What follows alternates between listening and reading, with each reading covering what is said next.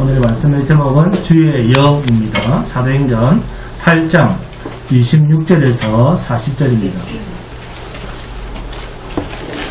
사도행전 8장 26절에서 40절 주의 영입니다. 주의 영. 자,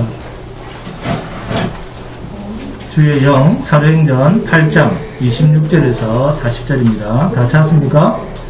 자, 함께 봉독하도록 하겠습니다. 시작. 주의 사자가 빌립에게 말하여 이르되 일어나서 남쪽으로 향하여 예루살렘에서 가사로 내려가는 길까지 가라 하니 그 일은 광야라. 이르가 가서 보니 에디오피아 사람 곧 에디오피아 여왕 간다기의 모든 국고를 맡은 관리 네시가 예배하러 예루살렘에 왔다가 돌아가는데 수레를 타고 선지자 이사야의 글을 읽더라.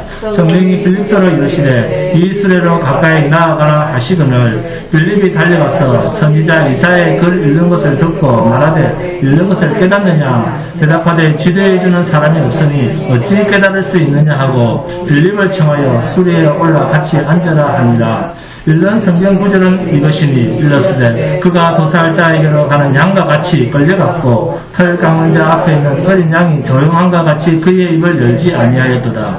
그가 굴욕을 당했을 때 공정한 재판도 받지 못하였으니 누가 그의 세대를 말하리요. 그의 생명이 땅에서 빼앗기니로다 하였거늘 그 네시가 빌립에게 말하되 청컨대 내가 묻노니 이사야가 이 말한 것이 누구를 가리킴이냐 자기를 가리킴이냐 타인을 가리킴이냐.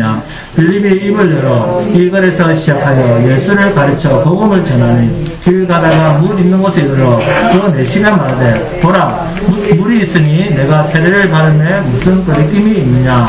이에 명하여 세례를 멈추고 빌립과 네시가 둘 다 물에 내려가 빌립이 세례를 베풀고 둘이 물에서 올라올세 주의 영이 빌립을 이끌어간지라. 네시는 기쁘게 길을 가므로 그를 다시 보지 못하니라. 빌립은 아소도에 나타나 여러 성을 지나다니며 복음을 전하고 가이사라에 이르니라. 아프리카 북부에 있는 지금의 이디오피아, 이 이디오피아의 간다게라고 하는 그 당시 여왕의 국고를 맡은 큰 권세가 있는 네시가 예루살렘에 예배를 드리러 갔다가 자기 고국으로 돌아가는 광야길 가운데서 성령께서 빌립을 이끌어서 에디오피아의 여왕 간다게 네시를 만나게 해서 세례를 베풀고 그에게 그리스도를 증거하게 하는 장면입니다. 본문 29절입니다. 성령이 빌립더러 이르시되 이 수레로 가까이 나아가라 하시거늘 성령께서 직접 빌립에게 명령을 하십니다. 그러자 빌립이 즉각 순종하면서 그 네시에게 달려갑니다. 그리고 네시와 담소를 나눕니다. 이 네시는 거세당한 남자로서 자기 인생에 대해서 참으로 가난한 마음을 가졌을 것입니다. 그렇게 비어있는 마음을 채우기 위해서 오순절 절기에 멀리 예루살렘까지 와서 예배를 참석했는데 그럼에도 그는 그 예배에서 아무런 은혜도 받지 못하고 군중 속에 고통만을 경험하고 자기 고국으로 돌아가고 있었습니다. 그런데 하나님은 이런 고독한 낙향자를 주목하고 계셨습니다. 에디오피아 네시는 참으로 무르익은 곡식당과 같이 준비된 영혼이었습니다. 낯을 대기만 하면 싹둑 잘릴 것 같은 때가 찬 영혼이었습니다. 그 때가 찬 영혼을 위하여 성령 하나님은 빌립 집사를 향해서 예루살렘에서 가사로 내려가는 광야길로 달려가도록 감동하셨습니다. 여러분, 우리 주변에도 이 네시와 같은 광야와 같은 인생길을 달려가면서 어렵게 성경을 읽으며 어렵게 신앙생활을 하는 가난한 심령들이 얼마나 많습니까?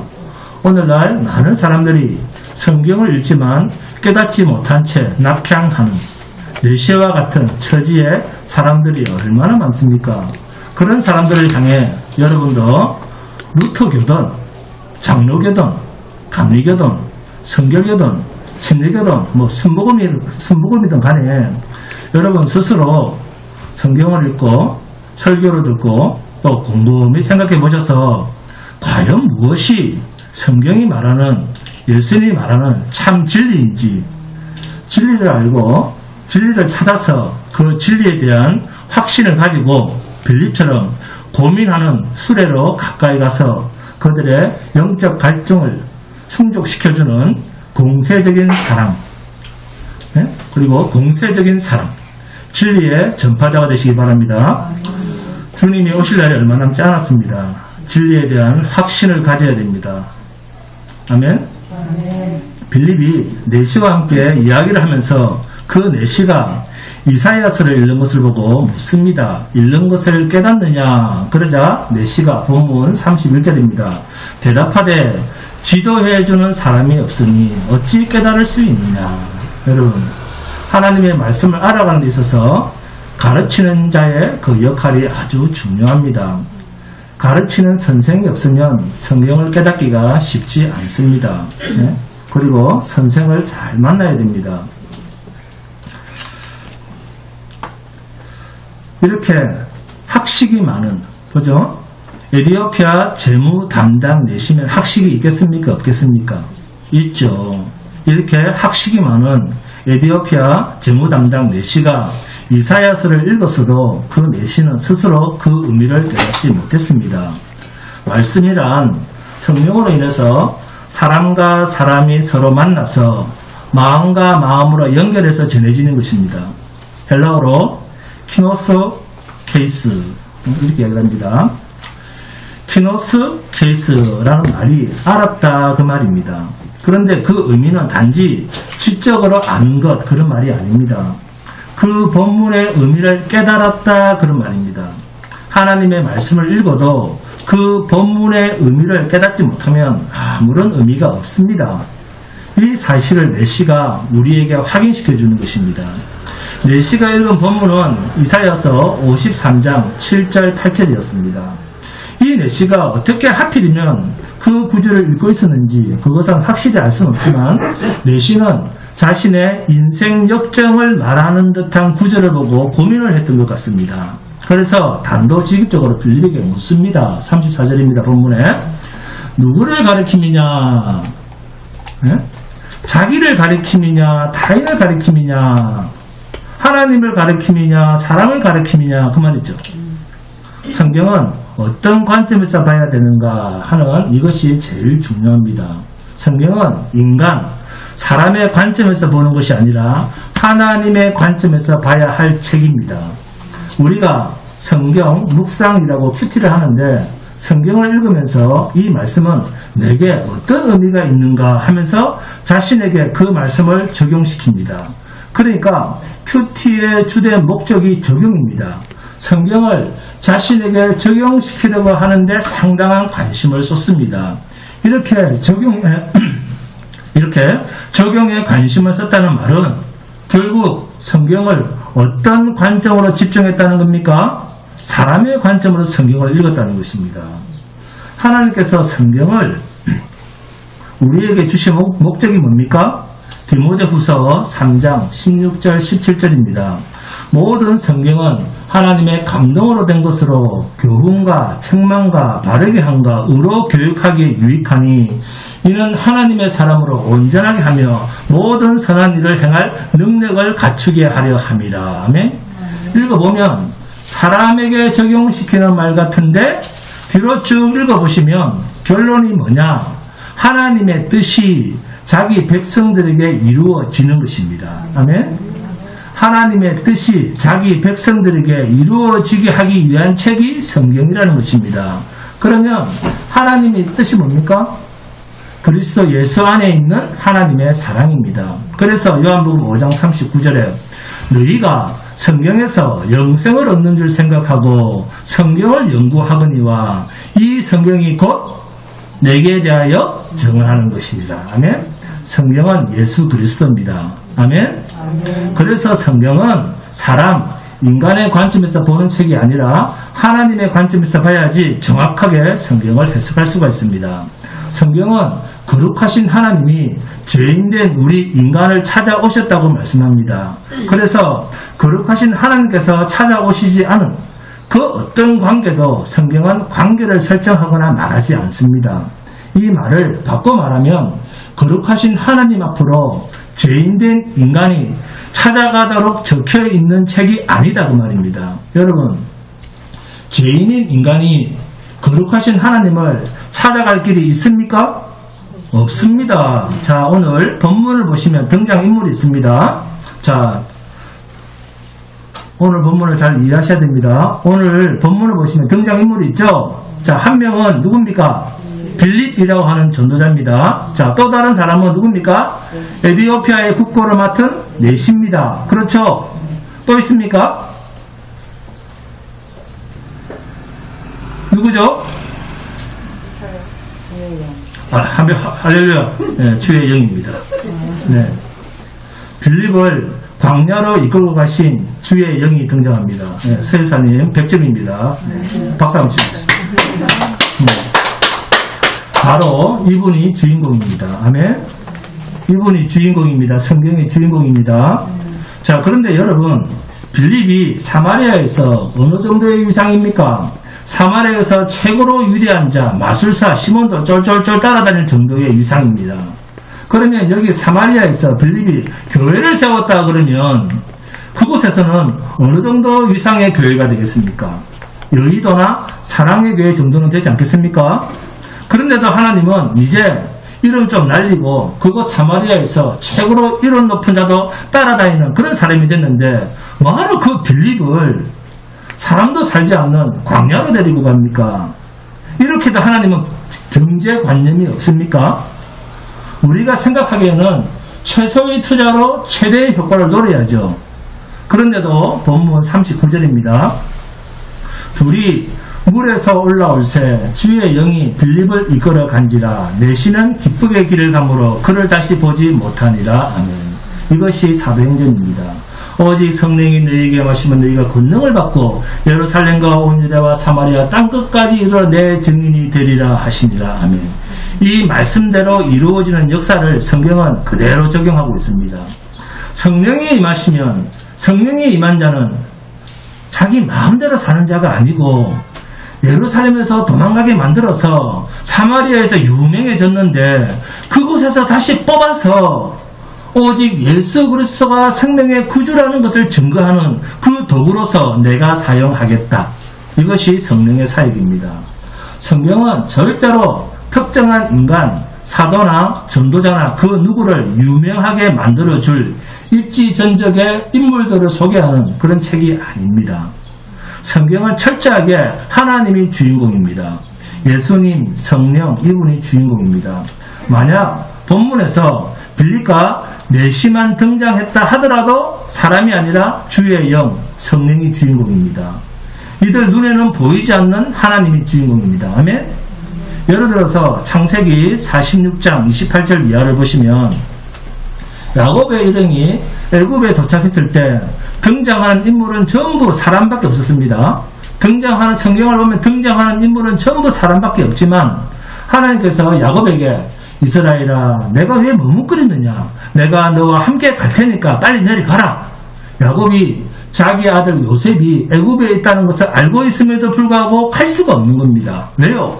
그곳은 약속의 땅이 아니라는 겁니다. 그래서 자기의 사랑하는 아들 요셉이 애굽에 있다는 소식을 들어도 갈 수가 없는 겁니다. 죽을 만큼 보고 싶은 요셉이 있다 하더라도 못 가는 겁니다. 왜요? 그 땅은 하나님께서 약속해 주신 땅이 아니니까 함부로 내려가지를 못합니다. 그렇게 야곱이 머뭇거릴 때, 자, 창세기 봅니다. 창세기 46장 2절에서 4절입니다. 함께 봉독합니다. 창세기 46장 2절에서 4절입니다. 창세기 46장 2절에서 4절입니다. 창세기 46장 2절에서 4절입니다. 창세기 46장 2절에서 4절 함께 봉독합니다.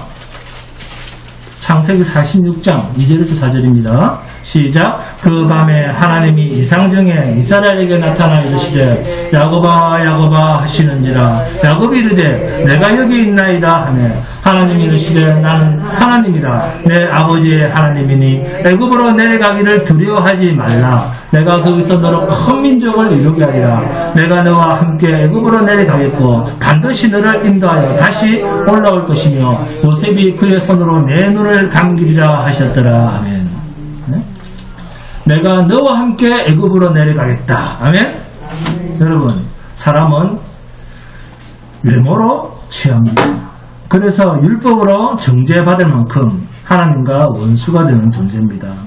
그런데도 이것이 얼마나 보편적으로 나타나는 인간의 본성인가 하면 야고보 선생은 야고보서에서 너희가 교회로 모일 때도 옷 잘 입고 오는 사람과 옷 못 입고 오는 가난한 사람을 구분하며 무시했지. 그렇게 말을 합니다. 결국 성경은 철저하게 우리의 본성 곧 죄성을 들춰내면서 인간의 죄성을 성경은 항상 들춰내면서 복음이 가지고 있는 정체성을 우리에게 나타냅니다. 이것이 성경의 구조입니다. 우리 인간의 부인할 수 없는 죄를 들춰낸 후에 십자가의 그리스도로 해결되는 복음을 제시합니다. 이것이 성경의 구조입니다. 성경에서 우리 인간의 본성은 항상 죄입니다. 그래서 그 죄가 어떻게 드러나는가에 대한 구체적인 적용을 성경이 드러내고 난 뒤에 그 문제를 해결할 그리스도의 십자가의 복음을 이야기합니다. 성경은 왜 이런 구조인가? 그것은 인간이 무엇을 해도 아무리 하나님께로 무엇을 해도 뭐하지 못하다? 어렵지 못하다는 그 선언이 성경에 담겨 있는 것입니다. 그러니까 인간이 무엇을 한다고 해도 하나님 앞에서는 인정받을 만한 것이 없다라고 하는 선언이 바로 인간의 본성을 들춰내는 이유입니다. 인간의 본성이 뭡니까? 항상 눈에 보이는 것을 가지고 판단하는 것. 이것을 뭐라고 합니까? 외모라고 합니다. 그러면 결국 인간이 하나님께로 가지고 갈 것은 뭐로 가지고 간다는 겁니까? 외모로 가지고 간다는 겁니다. 하나님, 내가 이만큼 했습니다. 이걸 가지고 가겠다는 겁니다. 외모로 가지고 가려고 하니까 성경을 읽어도 인간이 개입하려고 하는 겁니다. 이런 어떤 개입입니까? 인간의 행위가 하나님의 일하심에 반드시 끼어든다는 겁니다. 내가 하겠다는 겁니다. 그런데 하나님은 안 받겠다. 내가 한다. 하나님의 희생으로 한다. 아멘? 하나님의 희생이 뭡니까? 십자가입니다. 그래서 너희가 할 필요가 없다는 것을 가장 단적으로 보여주는 것이 뭡니까? 하나님의 나라는 너희에게 뭔가 있다고 하는 사람, 내가 뭔가를 했다고 하는 그 사람은 하나님 나라의 사람으로 뽑지 않는다. 그게 교회입니다. 그래서 이러한 인본주의적이요 외모로 판단해서 하나님의 일을 하려고 하는 인간의 본성이 하나님께서 드러내신 악으로 깨닫지를 못하면 인간은 끝없이 인간의 행위나 겉으로 드러나는 결과물을 가지고 하나님께 나아가려고 합니다. 이렇게 우리는 외모를 쫓는 악한 습성이 있습니다. 우리의 생활이 늘 외모로, 자기 중심으로 여기에 너무 많이 길들여져 있습니다. 왜 하나님의 백성이 세상에서 늘 잘 돼야 된다고 그렇게 생각합니까? 왜 이런 생각을 할까요? 그것은 자신의 신앙을 방법으로 가지고 가려고 하기 때문입니다. 그런데 신앙은 방법론이 아닙니다. 신앙은 오직 하나님의 일하심, 생명입니다. 인간의 방법론이 아닙니다. 인간의 방법, 인간의 수단, 인간의 지혜, 인간의 능력이 아닙니다. 신앙은 하나님의 일하심의 결과요. 그것이 생명입니다. 생명이 있게 하신 자가 있게 하신 그 모습대로 우리는 살아가는 것 뿐입니다. 아멘? 그런데도 이런 말을 많이 하죠. 전도할 때는 열정적으로, 뜨겁고, 화끈하게 참여해야 됩니다. 네? 교회에서 뭐도 해야 되고, 뭐도 해야 됩니다. 그러니까 신자들이 믿음으로 사는 모습을 보여주는 것이 아니라 늘 뭡니까? 전도 흉내내고, 기도 흉내내고, 예배 흉내내고, 십자가의 길로 가는 삶도 흉내내고, 늘 흉내내는 신앙이 되는 겁니다. 네? 이렇게 흉내내는 삶만 지금까지 배워왔다는 겁니다. 네? 그렇게 말해도 과언이 아닙니다. 그러니까 십자가의 생명에는 접근조차도 안 되는 겁니다.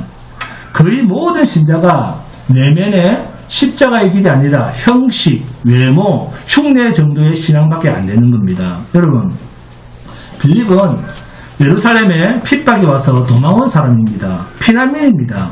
이런 정체의 성도 없는 피난민이 사마리아로 가서 복음을 전했는데 엄청난 사람들이 모였습니다. 그 동네에서 가장 유명한 사람이 오고 구름대같이 사람이 모였습니다. 그러면 여러분 같으면 어떻게 하겠습니까? 교회 크게 짓고 사도님 여기는 우리가 알아서 하겠습니다. 그러지 않겠습니까? 그런데 하나님께서는 빌립을 불러서 사용하실 때 그런 뜻으로 일하시지 않습니다. 어느 한 곳에 정착을 시켜서 부흥시키실 목적이었다면 예루살렘 안에서 벌써 3,000명, 5,000명 회개하고 돌아왔을 때 교회를 세우고 부흥시켜야 했는데 전혀 그렇지가 않습니다. 그래서 우리는 하나님께서 성도를 부르실 때 하나님께서 부르신 목적이 무엇인가 하는 것을 생각해 봐야 됩니다. 사도행전 1장 8절에서 뭐라고 하셨습니까? 오직 성령이 너희에게 임하시며 너희가 권능을 받고 예루살렘과 온 유다와 사마리아 땅 끝까지 이르러 내 증인이 되리라 하시니라. 아멘? 이 말씀이 저와 여러분을 부르신 하나님의 의도 속에 담긴 메시지입니다. 빌립이 복음을 전할 때 모습을 잘 보세요. 사마리아 사람들아 비전을 가져라 그런 말 전혀 없습니다. 네? 본문 26절입니다. 주의 사자가 빌립에게 말하여 이르되 일어나서 남쪽으로 향하여 예루살렘에서 가사로 내려가는 길까지 가라 하니 그 길은 광야라. 네? 빌립이 예루살렘에서 북쪽 사마리아로 올라갔는데 그래서 그곳에서 복음을 전했는데 갑자기 주의 성령이 빌립에게 나타나서 빌립아 밑으로 남쪽으로 내려가라. 그래서 북쪽 사마리아에서 그 위험한 예루살렘을 지나서 남쪽 가사로 내려갑니다. 그런데 그 길은 광야라. 그래서 가보니까 본문 27절입니다. 일어나 가서 보니 에디오피아 사람 곧 에디오피아 여왕 간닥의 모든 국고를 맡은 관리인 메시가 예배하러 예루살렘에 왔다가 여기까지 주의 사자가 빌립을 이끌고 있습니다. 이렇게 여러분 주의 성령께서 우리를 붙잡으시면 아무리 큰 능력을 행했던 빌립이라도 성령에 이끌려 주의 복음을 전할 수밖에 없다는 것입니다. 가라 하시면 갈 수밖에 없다는 겁니다. 그러니까 내 계획대로 되는 것이 아니라 주님의 계획대로 되는 것입니다. 여기에는 인간의 경험이나 인간의 계획이나 인간의 지식이나 인간의 유명세나 그런 것은 아무것도 통하지 않습니다. 지금 빌립이 사마리아 동네에서 얼마나 탁월한 사역을 했습니까? 그러면 그 자리에 빌립을 가만히 둬야 되지 않겠습니까? 오히려 사마리아보다 더 가까운 예루살렘에 있는 사도들 중에 한 사람을 가사로 보내면 안 됩니까? 그런데도 더 멀리 있는 빌립을 가게 합니다. 왜 이렇게 하실까요? 전도는, 선교는 하나님의 일은 하나님의 주권적 일하심임을 우리에게 설명하시는 것입니다. 우리는 내 생각대로 돼야 된다. 그렇게 생각을 합니다. 왜 하나님 안 해줍니까? 왜 내 기도 안 들어줍니까? 왜 나를 고생시킵니까? 우리는 늘 이런 식입니다. 내 계획대로 되어 있다는 겁니다. 그러면 그거 믿음입니까?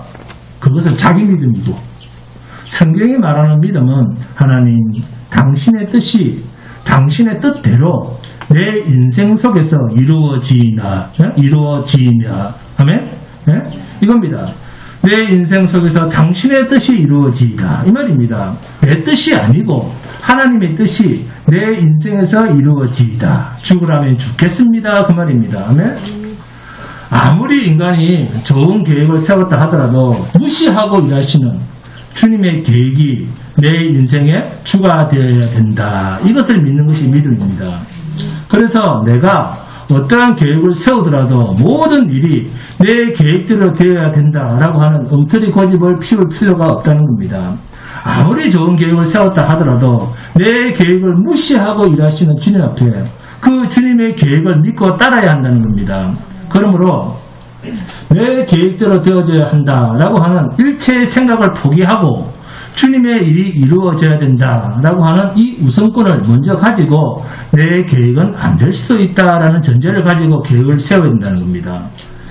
내가 계획을 세웠다 하더라도 아버지의 뜻대로 되기를 원하나이다. 그래서 우리가 무슨 계획을 세울지라도 그 걸음을 인도하시는 분은 여호와시니라. 아멘. 이 말씀이 그런 뜻입니다. 빌립의 입장을 한번 생각해 보세요.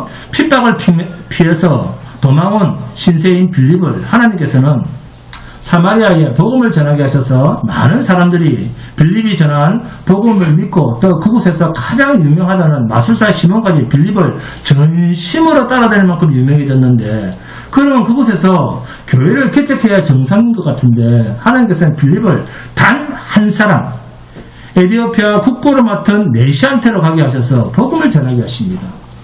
이것은 경제 원리로나 그동안 빌립이 전도하면서 경험한 전도의 경험들을 아예 무시하는 성령의 일하심입니다. 그러니까 전도도 하나님이 하시는 일이다 그 말입니다. 하나님이 주도적으로, 하나님의 능력으로, 하나님의 때, 하나님의 방법대로 하나님이 하십니다. 할렐루야. 인간이 가지고 있는 경험이나 능력을 하나님께서는 전혀 사용하시지 않습니다. 앞에 한 사역이 다음 사역으로 연결될 연결고리가 없습니다. 전도의 경험이 붙었으니까 더 잘할 수 있겠다 이런 것도 없습니다. 하나님 나라의 일은 인간의 경험으로 되는 것이 아니라 오직 주님의 주도하심으로, 성령의 인도하심으로 되어지는 일입니다. 결국 주님의 사역은 빌립을 들어서 서시대 사마리아에서 그리고 에티오피아 내시의 전도까지 전혀 인간 빌립의 지식이나 경험을 의지하지 않습니다. 철저하게 앞에 사역과 뒤에 사역이 단절되어 있습니다. 항상 하나님은 무슨 일을 하시든지 그런 측면에서 하나님의 일은 무엇이다? 새롭다는 것입니다. 그래서 하나님의 일은 새롭다는 것입니다. 하나님의 일은 항상 새롭습니다. 새로움 그 자체입니다. 하나님의 나라를 우리 세상 나라와 비교해서 쓰는 말이 무슨 나라입니까? 영원한 나라입니다. 네? 이때 영원이라는 말의 뜻이 뭡니까? 이 영원이라는 말이 무슨 개념입니까? 끊이지 않는 지속적인 장구한 끝없는 시간, 그렇죠? 그래서 영원한 나라 그러면 시간이 끝이 없는 나라. 사람들이 보통 이렇게 생각합니다. 여러분, 이 세상에서 쓰고 있는 시간, 매일같이 여러분이 보시는 시간이란 물리학적으로 움직이는 속도에 따라 변화되는 것, 이게 시간입니다. 그래서 아무것도 변하지 않으면 시간이란 흐르지 않습니다. 시간이란 것은 없습니다. 여러분의 몸이 늙어지거나 변하지 않고 그대로 100년, 1000년, 만년 그대로면 시간이란 없습니다. 지금은 몇 분 어디서 이렇게 약속을 정합니다. 그런데 옛날에는 시간을 잰 것이 아니라 해가 중천에 떴을 때 어디서 만나자 그랬습니다. 해가 둥글게 됐을 때, 달이 둥글게 됐을 때 어디서 만나자, 첫눈이 내리면 어디서 만나자 그랬습니다. 우리가 사는 이 3차원의 세계는 시간이라고 하는 1차원에 더해져서 4차원의 세계입니다. 우리가 이 세계에 살고 있습니다. 그런데 3차원에 사는 존재는 자신보다 차원이 높은 다른 차원의 존재를 이해할 수가 없습니다. 왜요? 3차원밖에는 보지 못하기 때문에. 그래서 6차원, 12차원의 세계를 알 수가 없습니다. 자, 우주라고 하는 것은 시간과 물질로 구성되어 있습니다. 이 시공간의 물질이 속도에 따라서 변화되는 것, 이게 시간입니다. 중력이 다르기 때문에 지구의 시간과 지구 바깥의 인공위성의 시간의 흐름이 다릅니다. 그래서 지구에서 인공위성의 시간을 맞춰줍니다. 아인슈타인의 일반 상대성 이론에서 중력은 질량으로 인한 공간의 휘어짐입니다. 그러니까 질량은 공간을 휘게 하고 공간의 휘어짐은 중력을 만들어냅니다. 그래서 중력은 공간뿐만 아니라 시간에도 영향을 미칩니다. 중력이 강한 곳일수록 시간이 느려집니다. 이 때문에 영화 인터스텔라에서 중력이 강한 공간에 머물렀던 쿠퍼 박사가 지구에 머물던 딸 머피에 비해서 젊은 모습으로 등장을 한 것입니다. 그러니까 시간은 움직이는 속도에 따라 변화되는 것이기 때문에 인간이 생각하는 과거, 그것은 인간의 기억에만 존재할 뿐이지 우주 어디에도 과거라고 하는 물질과 공간의 모습은 없습니다. 그래서 어떤 물리학자도 시간을 명쾌하게 정의한 사람이 없습니다. 그래도 세상 사람은 끝이 있는 나라, 언젠가는 인간들끼리 싸우다가 지구가 멸망할 것이다, 교회를 안 다니는 사람도 보통 이렇게 생각을 합니다. 그런데 여러분은 성경적으로 생각을 하셔야 됩니다. 세상 나라는 옛것이 그대로 있는 나라입니다. 옛것이 뭡니까? 성경에서 말하는 옛것, 죄의 모습이 그대로 있는 나라입니다.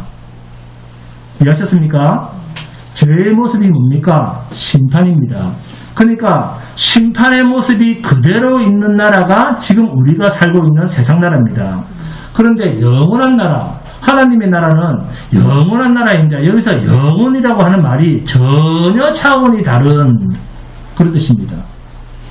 이 세상과는 차원이 다른 세계의 그런 말입니다. 그러니까 시간도 끝없는 그런 시간적 개념이 아니고 영원히 끊기지 않는 시간, 그런 의미가 아니고 피조물이 생각하는 이 시간을 초월한 시간이라고 하는 개념이 없는 영원한 나라인데 하나님의 영광으로 매일같이 새로우면서 찬란하고 끝없이 기쁘고 행복한 나라입니다. 야곱은 라헬을 사랑하여 7년을 하루같이 여겼습니다. 세상의 기쁨이 이 정도라면 하나님의 나라는 1000년을 하루같이 여길 정도의 기쁨의 나라입니다. 우리가 이 하나의 나라의 도래를 기다리고 있는 것입니다. 그래서 우리가 영생, 영원 그럴 때 단순히 길고 긴 그게 아닙니다. 그런데도 그렇게 생각하니까 지루하고 재미없는 따분한 생각을 하는 겁니다. 똑같은 것이 길고 길면 끝도 없이 길면 어떻게 그 지루함을 영원히 내가 견딜까? 아닙니다. 날마다 하나님의 나라는 새로운 나라입니다. 새롭고 영광과 기쁨과 희락이 가득 찬 나라입니다. 유한한 죄된 우리 인간의 피조된 시간이 아닌 4차원 12차원을 초월한 피조물의 시간이 아닌 초월된 죄가 없는, 죄를 지으려야 지을 수가 없는 영원히 복된 나라입니다. 아멘? 그러니까 새것이 없는 이 세상에서는 전혀 경험되어지지 않는 세계입니다. 그런데 그것을 우리는 지금 경험하고 있습니다. 어떻게 해요? 우리 안에서 늘 일하시는 하나님의 일하심, 이것이 바로 새로운 것으로의 창조입니다. 어제의 나와 오늘의 나가 전혀 다른 새 생명 속에서 어제의 나와 오늘의 나는 전혀 다릅니다. 그러니까 하나님 나라의 일은 어제의 것이 모이고 오늘의 것이 더 모여서 그래서 경험이나 지식 무엇을 더 쌓아서 연장해가는 그런 나라가 아닙니다. 날마다 새로워지는 나라입니다. 그 나라 안에서 우리의 새 생명이 만들어져 가고 있습니다. 아멘? 이 사실을 모르니까 인간의 외모, 겉모습만 추구하는 자들이 교회를 자기 마음대로 쥐고 흔드는 겁니다. 그러니까 교회가 영원한 나라가 되지 않고 세상 나라가 되는 겁니다. 종교의 모습만 있지 하나님 나라의 새로움이란 없습니다. 어제 우리가 한 행위는 하나님 앞에서는 아무런 의미가 없습니다. 왜요? 새롭게 일하시는 하나님의 오늘의 일하심 앞에 어제 것은 의미가 없는 것입니다. 그 말입니다. 그래서 바울이 뭐라고 합니까? 내가 지금까지 걸어온 길은 아끼지 않고 돌아보지도 않고 다 배설물로 여기고 오직 표대를 향해 달려가노라. 날마다 새롭게 하시는 하나님만 보고 가겠다. 이것이 영원한 나라의 백성이 누리는 감격입니다. 그러니까 어제 것, 오늘 것 모아서 그것이 마치 하나님의 업적인 것처럼 가지고 나가는 그런 종교인들하고는 전혀 신앙의 개념 자체가 다른 것입니다. 아멘? 자, 본문 39절입니다. 함께 봉독합니다. 본문 39절 시작. 둘이 물에서 올라올새 주의 영이 빌립을 이끌어간지라 내 신은 기쁘게 길을 가므로 그를 다시 보지 못합니다. 아멘. 세례를 베풀고 주의 영이 빌립을 이끌어서 내 신은 혼자 길을 가므로 다시는 빌립을 만나지도 못하게 하고 또 주의 영이 빌립을 이끌어서 어디까지 데리고 갔는가 하면 아소도를 거쳐서 여러 성을 지나면서 복음을 전하다가 가이사라까지 북쪽 갈릴리까지 올라갑니다. 가이사라 빌립보 아시죠? 갈릴리 이쪽 지방까지입니다. 여러분, 성경의 흐름이 우리의 정사랑은 이렇게 전혀 맞지 않습니다. 마수사 시몬을 만나서 시몬보다 더 위대한 사람이 되어서 이제는 그곳에서 멋진 교회 하나 떡하니 세우나 했는데 이제는 에디오피아 국왕에 가장 권세 있는 사람을 만나게 해서 아이고 이제는 에디오피아로 가서 재무장관이잖아요. 그럼 이게 얼마나 많겠습니까? 머니가 얼마나 많겠습니까? 그래서 에디오피아로 가서 그가 궁중에서 융숭한 대접을 받다가 그곳 에디오피아에서 큰 교회 하나 세우나 했는데 전혀 그런 게 없습니다. 복음만 전하고는 결별입니다. 복음을 전하고 세례를 베풀고 주님은 성령으로 빌립을 데리고 그냥 떠나버리십니다. 그런데 빌립이 에디오피아 내시를 만났을 때 내시가 읽고 있었던 본문이 있습니다. 그게 본문 34절 35절입니다. 함께 봉독합니다. 34절 35절 시작. 그 내시가 빌립에게 말하되 청컨대 내가 묻노니 선지자가 이 말한 것이 누구를 가리킴이냐, 자기를 가리킴이냐, 자인을 가리킴이냐. 빌립이 입을 열어 이 글에서 시작하여 예수를 가르쳐 복음을 전하니. 아멘. 이사야서 53장에 있는 도살장으로 끌려가는 어린 양의 모습이 곧 그리스도 예수가 십자가를 지시는 대속의 죽으심을 빌립이 설명을 해줍니다. 그때 내시가 내가 이제 이것을 믿었으니까 내게 세례를 베풀어라. 내가 예수 그리스도께서 하나님의 아들이심을 믿노라. 성령의 의지에서 내시가 믿음의 고백을 합니다. 여러분, 빌립이 해석에서 가르쳐준 이사야서 53장의 말씀이 그리스도 예수다 그렇게 들렸습니다. 어려운 본문도 아니지 않습니까? 그런데도 하나님은 빌립을 그 먼 사마리아에서 그것까지 끌고 가시지 않습니까? 우리는 이러한 주의 영의 일하심을 보면서 하나님께서는 그 어떤 인간에게도 의를 주시지 않는다는 것입니다. 하나님은 인간에게 자랑할 것을 주시지 않는다 그 말입니다. 빌립이 누구에 의해서 철저하게 움직여지고 있습니까? 주의 영 아닙니까? 그러면 자기 자랑할 것이 있겠습니까? 빌립은 사람들로부터 칭송을 받고 대단한 높임을 받고 있었지만 자신 마음대로 움직여 살아가는 것이 아니라 주의 사자에게 이끌리고 성령의 지시를 받고 주의 영에 이끌려서 자신이 원치 않는 길로 가고 있는 그러한 인생임을 우리가 보는 것입니다. 이것이 바로 성령의 이끌림을 받는 성도의 삶입니다. 그렇게 빌립이 메시에게 복음을 전하고 세례를 베푼 후에 무트로 올라오는 순간 성령은 빌립을 또 다른 곳으로 옮겨짐을 당하고 있다는 것은 와 신기하네. 그런 수준이 아니라 빌립의 온전한 주관자는 하나님이시다 그 말입니다. 다 큰 어른이 빌립이 스스로 행동할 수 없는 그런 사람이 아니지 않습니까? 그런데도 성령에 의해서 이곳저곳으로 끌려다니면서 오직 그리스도는 생명의 구주시라는 것을 전하고 다닙니다. 이것은 예루살렘에서 시작한 그리스도의 생명의 복음의 전파자, 오직 성령의 일하심으로 땅끝까지 전거되어질 일임을 빌립을 통해서 우리에게 보여주시는 것입니다. 그 어떤 인간의 열심도 그리스도의 생명의 복음을 땅끝까지 전거해내지 못한다는 선언이기도 합니다. 사랑하는 여러분, 오늘날에도 많은 사람들이 성령 받기를 원합니다. 그런데 그 목적이 성령을 받게 되면 어떤 능력이 내게 부과되어서 남들이 안 하는 짓을 하게 될 것이라는 기대감으로 성령 받기를 원한다는데 타락한 심각한 문제가 있습니다. 본문을 보니까 빌립에게 성령이 임했다는 것은 빌립 마음대로 할 수 있는 인생이 되었다는 겁니까? 자기 마음대로 할 수 없는 인생이 되었다는 겁니다. 네, 여러분 진심으로 성령 받기를 원하십니까? 성령 받기를 원하십시오. 그러나 성령 받기를 원하시되 성령이 임하시면 내가 내 인생을 내 마음대로 못하고 성령이 마음대로 하시는 줄 알고 성령 받기를 소원하시기 바랍니다. 그러니까 성도는 내 마음대로 살 수 없는 자로 부름을 받았다라고 하는 선언이 성령 받음입니다. 그러니까 성도는 내 좋은 대로 살 수 없는 자가 되었다 그 말입니다. 할렐루야. 본문에서 등장하는 빌립은 분명 성령의 인도하심에 따라 사는 믿음의 전형입니다. 성령께서 온전히 그를 주장하시면서 빌립의 인생을 다스리고 계십니다. 세상 일로 여러분 힘이 드실 때마다 이 빌립과 함께 하시는 성령의 인도하심을 받고 있는 이 빌립의 인생을 떠올리시기 바랍니다. 하나님께서 함께 하시고 성령이 오셔서 다스리시고 성령이 인도하시는 인생은 우리가 생각하는 것처럼 내 육신이 잘 되는 것으로 증거되지 않습니다. 과연 빌립이 우리가 생각하는 것처럼 성공한 인생을 사는 그런 사람이라고 말할 수 있겠습니까? 빌립뿐만이 아니라 사도들 모두가 하나님께서 함께 하시고 성령이 그들을 인도하셨습니다. 그러나 그들의 인생은 하나님을 위한 자신들의 죽음이요, 세상에서는 자신들의 고통이요, 세상에서는 자신들을 향한 핍박이었습니다. 먼저 죽은 사도행전 7장의 스데반 집사도 그러한 자들 중 한 사람 아닙니까? 성령에 이끌려서 태양보다 더 밝은 성령에 충만한 스데반은 그렇게 성령에 따라 사는 스데반이 얻은 것은 결국 죽음이었습니다.